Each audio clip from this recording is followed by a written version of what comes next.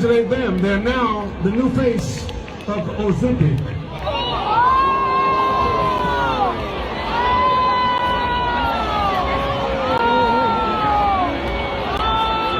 Get your tea and your popcorn because we have hit yet another psychological jackpot.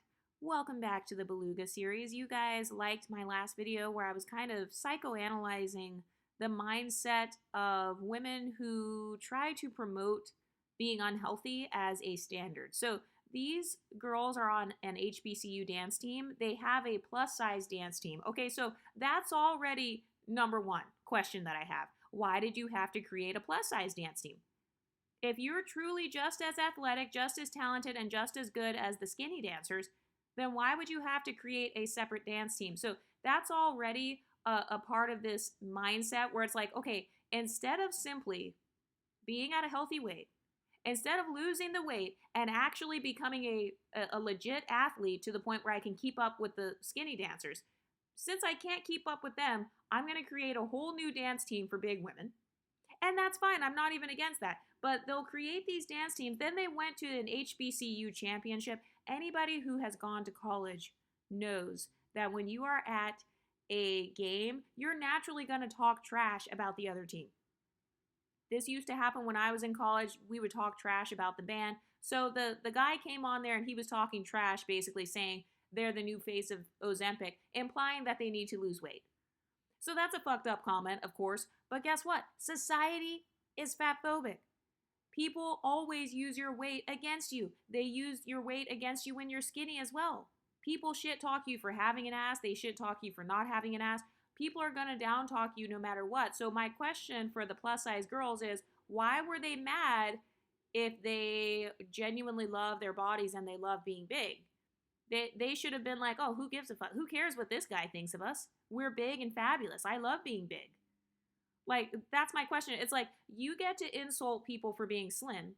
You get to say that slim people have EDs or that slim people have no butt, we have no curves. But then if somebody makes a joke on the intercom, then suddenly it's a problem. Also, I want to show some clips of the dancing of plus size women versus the women at a healthy weight. I'm just going to be honest.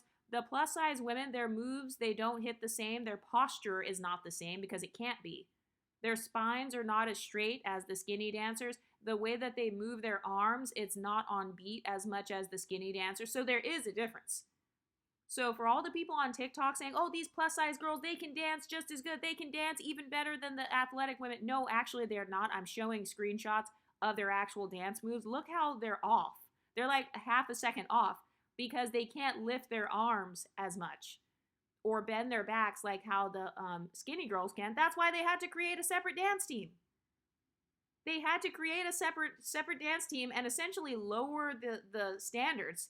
Like, oh, you don't have to be able to jump as high. You don't have to be able to do as many flips or stunts as the slim girls. And that's fine, but let's admit that that's what that is.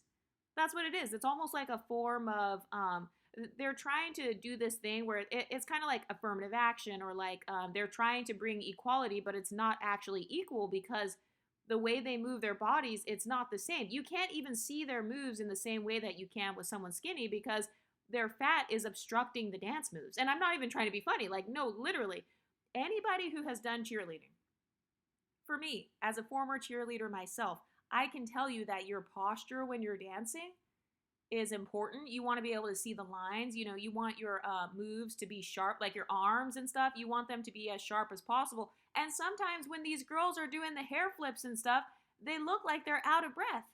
Usually when the skinny dancers are dancing, usually they're smiling and, their makeup is still intact and everything. They're not taking a longer amount of time to come back up from the dance move. Imagine doing a back bend at 120 pounds versus 300 pounds. Yeah, it's not going to hit the same.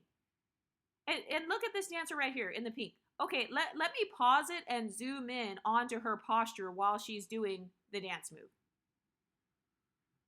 And I saw some people on TikTok commenting and saying, oh, well, those girls were probably nervous going up and dancing in front of the entire college.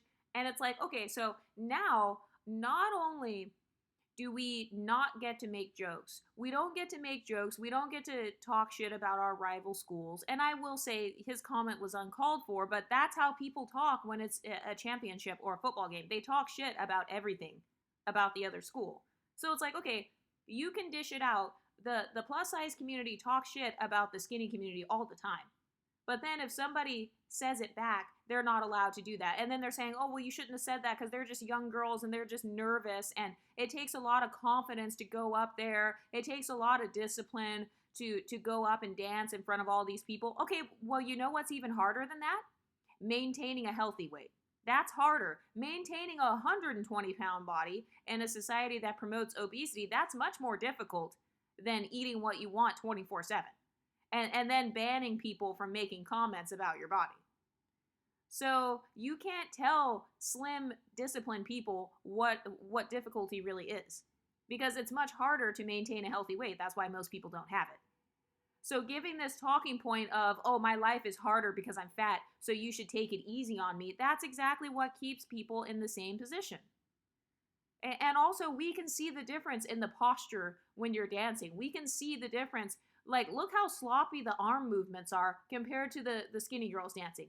Look how sharp the skinny dancers are compared to the big woman that I just showed on the screen.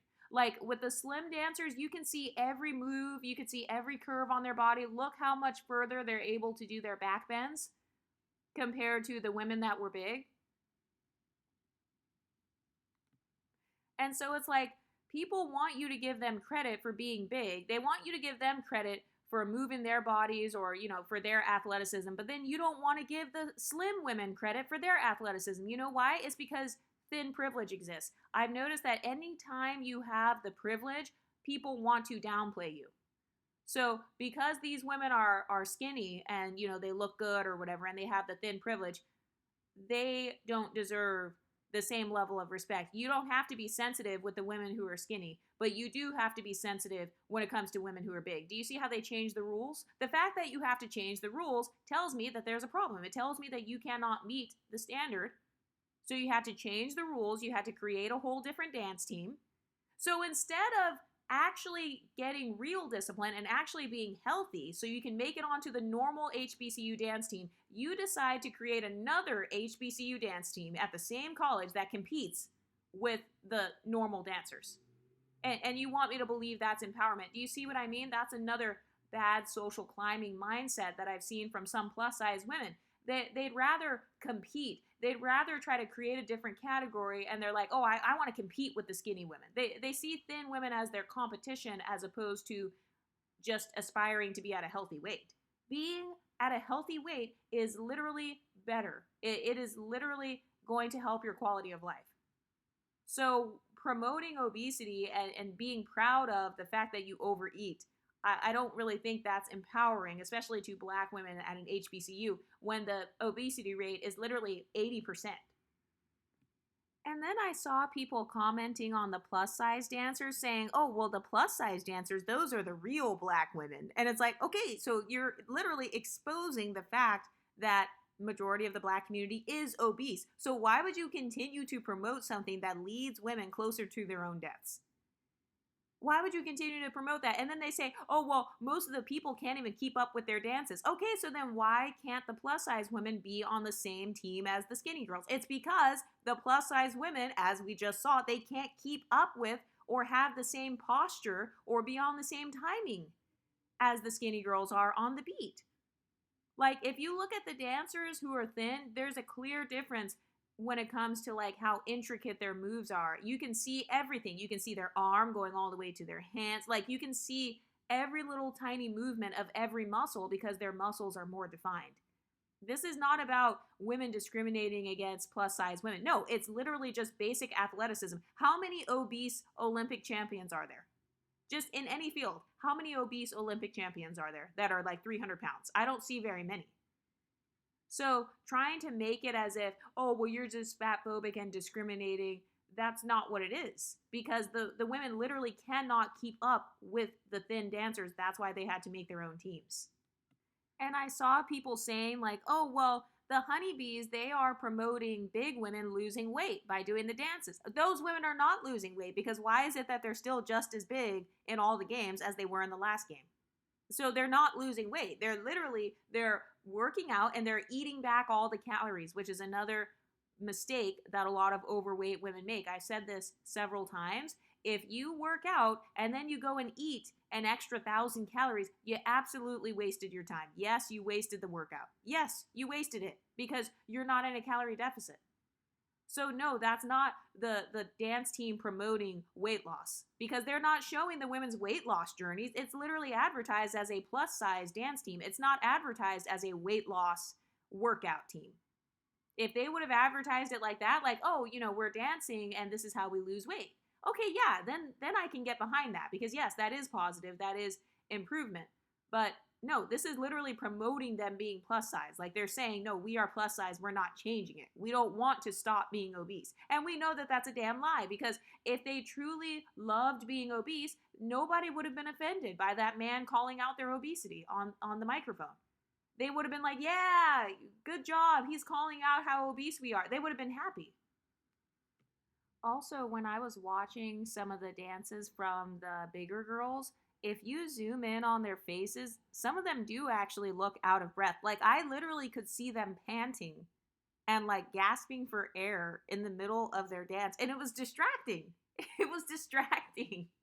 Like, I wasn't even looking for that. I wasn't trying to like make fun of it, but it literally was distracting, because especially when they bent over and then flipped their hair back up and then they had to keep walking, it looked like it was literally causing them physical pain. Like, people say that, oh, it's good that they're doing that much cardio. Did you know that when you're obese, you're actually not supposed to be doing that much cardio on that level on a daily basis? Go to any doctor right now and they're not going to tell you to do a freaking majorette dance and to do like 2 and 3 hour rehearsals every day, and that's how you lose weight. So trying to make it like, oh, they're promoting health, that's actually false, because even the level of cardio they're doing, it's potentially not good for their heart. Some of these women are probably pre-diabetic. Some of these women they could have all kinds of issues wrong with them. So saying it like, oh, it's promoting weight loss because they're jumping up and down and doing backflips, you don't have to do all that. You don't have to do a jump split and twerk in order to lose weight. There are so many other methods of weight loss. And it's like, why is it that their main method of weight loss is putting on sparkly underwear and shaking their ass in front of thousands of people? You're gaslighting. You're gaslighting by trying to convince me that, oh, well, that's their only way to lose weight. Oh, you're just talking shit. You're hating on women trying to lose weight. You know damn well they didn't join the dance team to lose weight. They joined the dance team because they wanted a pedestal. They wanted the stage. They wanted to be on stage. They wanted the pretty girl pedestal. They wanted to be seen. They wanted visibility. And guess what? One of the downsides of visibility is people are going to talk shit about you. They're going to talk shit about your body, just like how they talk shit about skinny women. But what do you ladies think? Let me know in the comment section, and I'll talk to you next time. Stay pretty, ladies.